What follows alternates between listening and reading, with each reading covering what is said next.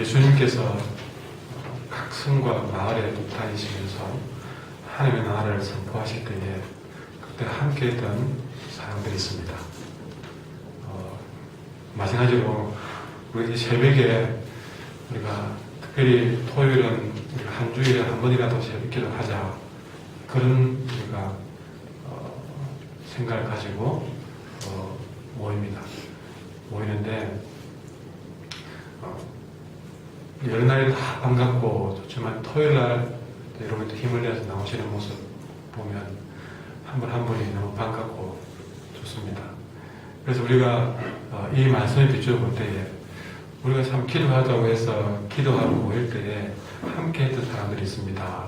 그렇게 적용을 해보게 됩니다. 자, 예수님이 하나님 나라를 선포하실 때에 함께 했던 사람들이 있었습니다. 첫 번째는 12제자들이 함께 했습니다. 여러분, 예수님은 자신의 그 모든 사회 가운데 12제자들을 늘 데리고 다녔습니다. 수많은 사람들이 예수님을 따랐지만 특별히 12제자를 제자 삼아서 하나님 나라를 선포하는 이 예수님의 사역을 계승해 갈 수 있는 사도로 세우기 위해서 예수님이 행하고 가르치는 것을 직접 보면서 훈련받은 사람들, 바로 그들을 늘 데려다니면서 함께 했습니다. 이렇게 많은 사람 가운데 이 12를 특별히 하나님은 가까이에서 가르치고 배우게 했습니다. 바로 그들이 주님의 제자들이었습니다. 여러분들 언제나 배울 기회가 있을 때에 행하고 가르치는 것을 우리는 많이 훈련받았어야 됩니다. 우리는 많은 것들이 아직도 주님의 제자와 합당치 못한 습관들을 많이 가지고 있습니다. 그런 것들을 우리는 훈련을 통해서 바꾸어 나가야 됩니다. 자연스럽게 되는 일은 없습니다. 우리가 구원은 은혜로 받았지만 주님께 쓰임받기 위한 제자가 되기 위해서는 우리 내 안에는 하나님과 대적하는 많은 습관들을 깨뜨리고 부수며 다듬어서 주님이 쓰시기에 좋은 제자로 훈련받으셔야 됩니다. 그럴 때는 기도하자 그럴 때에 기도 힘쓰시고 또 이런 성경 교육들이 있을 때에 여러분 거기서 말씀을 배우시고 익히셔야만이 기도하는 사람들이 기도하게 되고 봉사하는 사람들이 봉사하게 되고 그렇게 변화되는 것이지 주일날 예배만 들어가지고서는 도무지 우리의 신앙이 자라지는 않습니다. 훈련받는 일이 있을 때에 함께 동참하는 저와 여러분 되길 바랍니다. 두 번째 또 한 우리는 예수님과 제자들을 섬겼던 여러 명의 여인들이 있었습니다. 2절과 3절에 나오는데 그 놀랍게도 오늘 본문에는 특별히 예수님과 제자를 잘 섬겼던 여인들 명단이 2절과 3절에 기록이 되어져 있습니다. 그런데 이것은 굉장히 파격적인 사건으로 보셨습니다. 왜냐하면 그 당시 유대 사회에서는 지금도 만만치 않지만 그래도 이 당시의 유대 사회에서는 전통적으로 여자는 남자의 소유물로 인정을 받았고 온전한 인격체로 좀 노골적으로 말하면 사람 대우를 못 받았다고 볼 수 있습니다. 그런데 예수님은 그의 전도팀에 이런 여자들을 합류를 시키는 파격적인 행동을 취하게 됩니다. 그 당시로 봐서는 굉장히 보기 드문 일이었던 것이죠. 자기 전투팀에 여인들을 합류시키고 오늘 본문에서는 특별히 그들 가운데 눈에 띄게 잘했던 사람들은 이름까지 구체적으로 밝힘으로써 이들이 남자 제자들과 거의 동등한 제자로 또 증인으로 인정해 주고 있다는 사실을 오늘 보고 있습니다. 사실은 우리 성경 전반을 보면 뭐 베드로나 뭐 또 야고보나 이런 사람처럼 겉으로 드러나는 그런 건 없지만 이 여인들의 헌신적인 섬김은 예수님의 선교 사역에 아주 끊임없이 큰 힘이 되고 있다는 것을 우리는 보게 됩니다.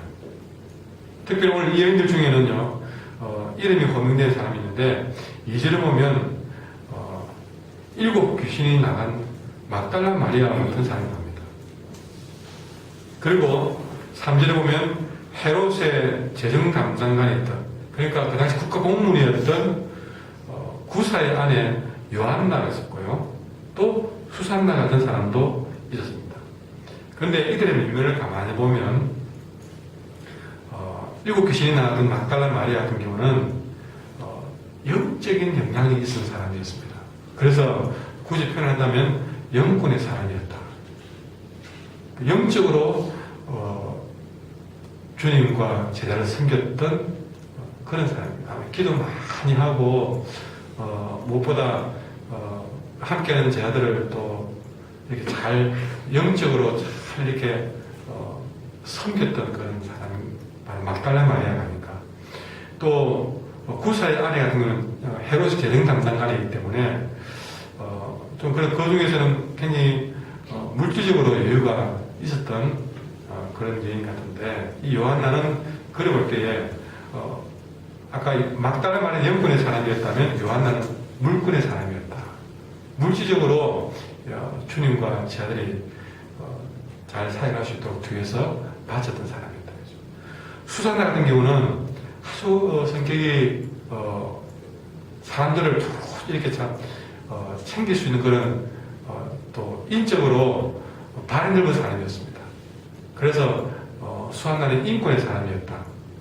이걸 왜 만들었냐면 막달라 마리아는 영권으로, 또 요한나는 물권으로, 수산나는 인권으로, 이렇게 영적으로 물적으로 인간적인 그런 모든 관계를 또 동원해서 주님을 섬겼던 것입니다. 참 다양한 사람들입니다. 다양하게 자신의 장점을 가지고 주님을 섬겼던 모습을 우리는 보게 됩니다. 이렇게 주님의 나라에는 이런 다양한 사람들이 필요했습니다. 여러분은 어떤 모습으로 주님을 섬기겠습니까? 각자가 내가 잘할 수 있는 부분을 가지고 그렇게 여러분을 섬겨주셨으면 좋겠습니다. 기도 좋아하시면 기도하면서 교회를 채워나가시고, 때로는 하나님께서 물질적으로 여유가 있으면 물질적으로 또 섬겨나가시고, 또 사람을 잘 챙기든지 이런 걸 잘하시면 그런 모습으로 또 주님을 섬겨나가면 그것이 다 하나님 나라의 큰 영광이 될 줄 믿습니다. 그래서 무엇보다 내가 주의 나라를 돕기 위해서 내가 부여받는 권세는 무엇인가 하는 것을 기도 가운데 찾아가는 것도 중요한 일이라고 생각합니다.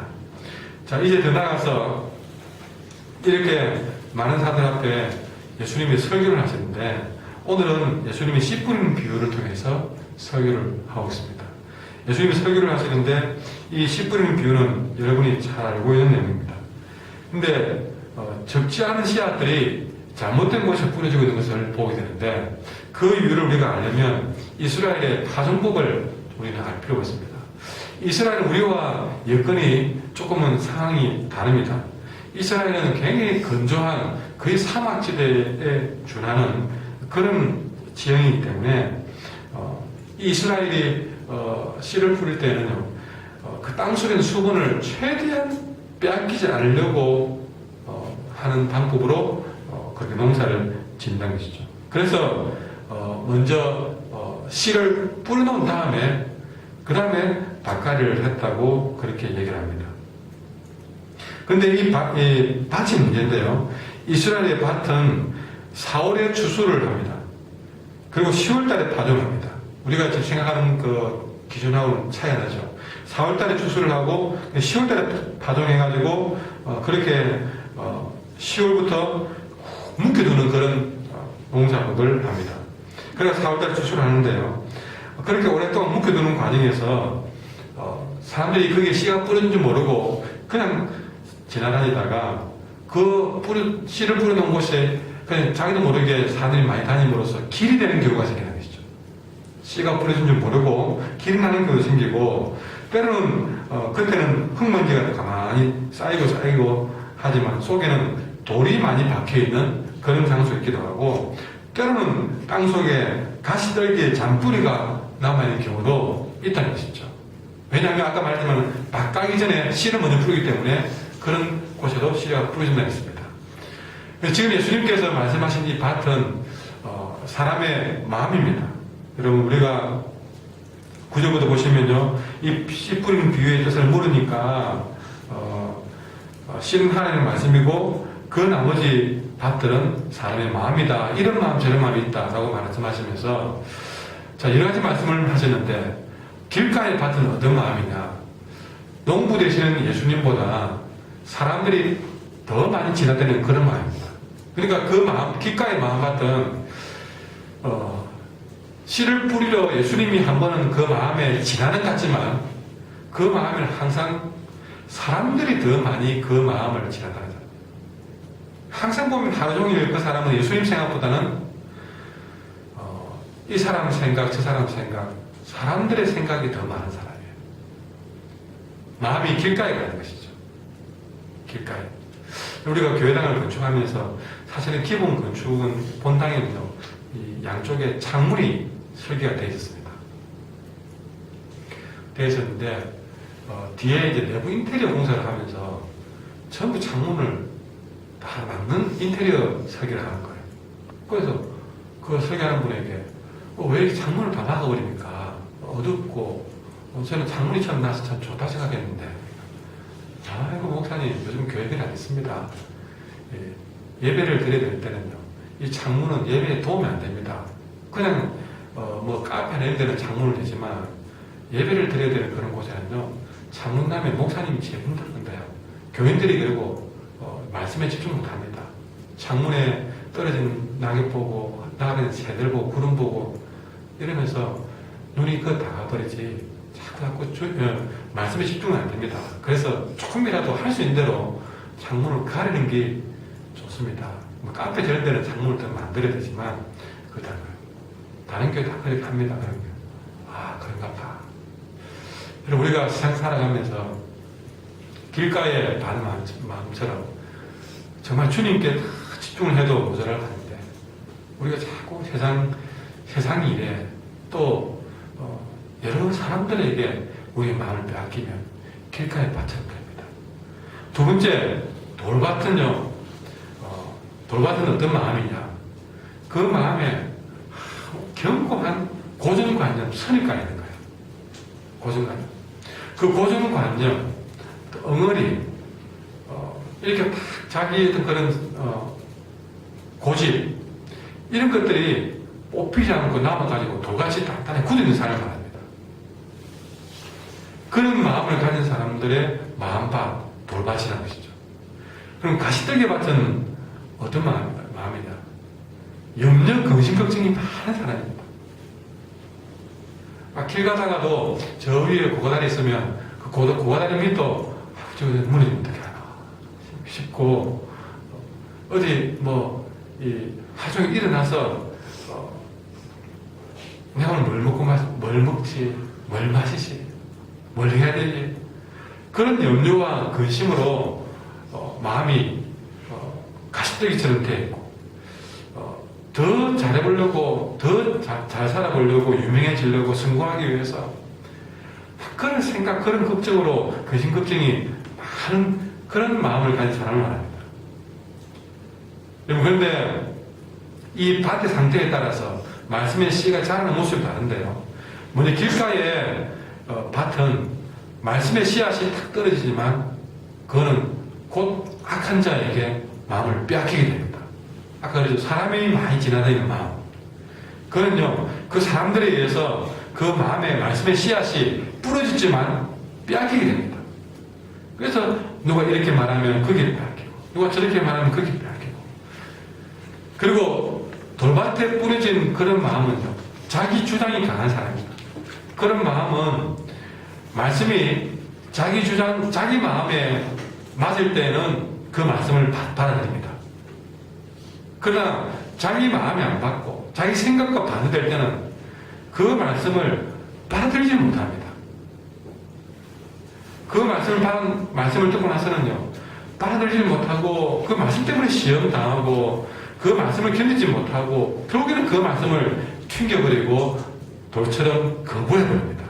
그러니 그 말씀은 뿌려졌지만 곧 시들어버리는 말입니다. 말씀이 거기에 뿌리를 내지 못한 것이죠.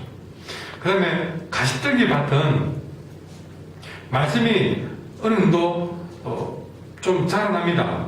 자라나는데 자꾸만 세상의 염려와 근심과 걱정이 그 말씀의 기운, 말씀이 자라는 그런 기운들을 자꾸 뺏어가기 때문에 결국에는 자라기만 자라고 열매가 없습니다. 열매가 없어요. 그러니까 잎만 무성한 그런 나무로 자란 것이죠. 그러나 이렇게 말씀을 받아놓고도 이렇게 사람에게 빼앗기는 것도 없고 자기 주장으로 빼앗기는 것도 없고 염려 근심으로 빼앗기는 것도 없이 말씀을 받는데 방해되는 것들이 마음에 다 거두어진 사람들은요, 좋은 밭같이 되어져서 말씀이 뿌려졌을 때에 그 말씀이 살아서 얼마나 잘 자라고 열매를 잘 맺는지 오늘 말씀에서는 바로 100배의 열매가 맺힌다고 했습니다. 여러분, 우리 밭의 상태, 마음 밭의 상태에 따라서 말씀이 자라는 모습이 다릅니다. 사람에게 빼앗기지 마십시오. 그리고 자기 주장에 말씀을 가로막지 마십시오. 내 뜻에 맞는 것만 고르고 내 뜻에 안 맞는 걸 걸러내버리면 그건 돌밭 같은 마음입니다. 내게 분명히 하나님은 필요하기 때문에 그 말씀을 뿌려주신 것입니다. 내 마음에 안 맞는 것이 내게는 더 유익할 수 있습니다.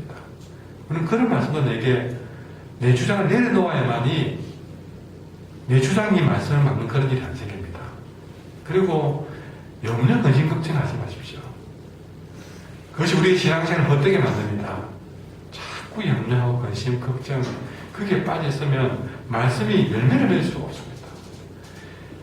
이렇게 말씀 받는데 방해되는 것들을 거두어내야만이 내 마음이 좋은 밭이 됩니다.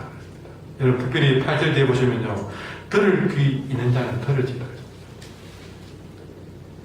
말씀을 받는 그 모든 책임은 내게 있다는 사실을 들을 귀 있는 자는 들으라는 말씀 속에 있습니다.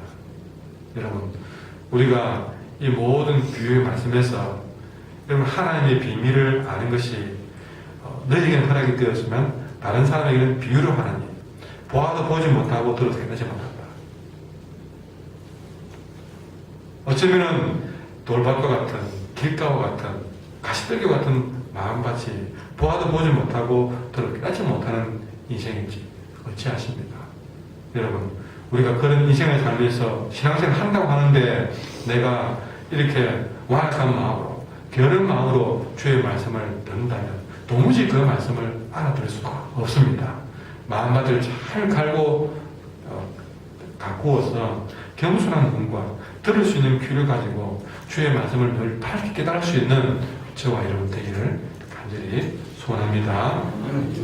오늘 말씀을 생각하시면서 516장 함께 찬송하겠습니다.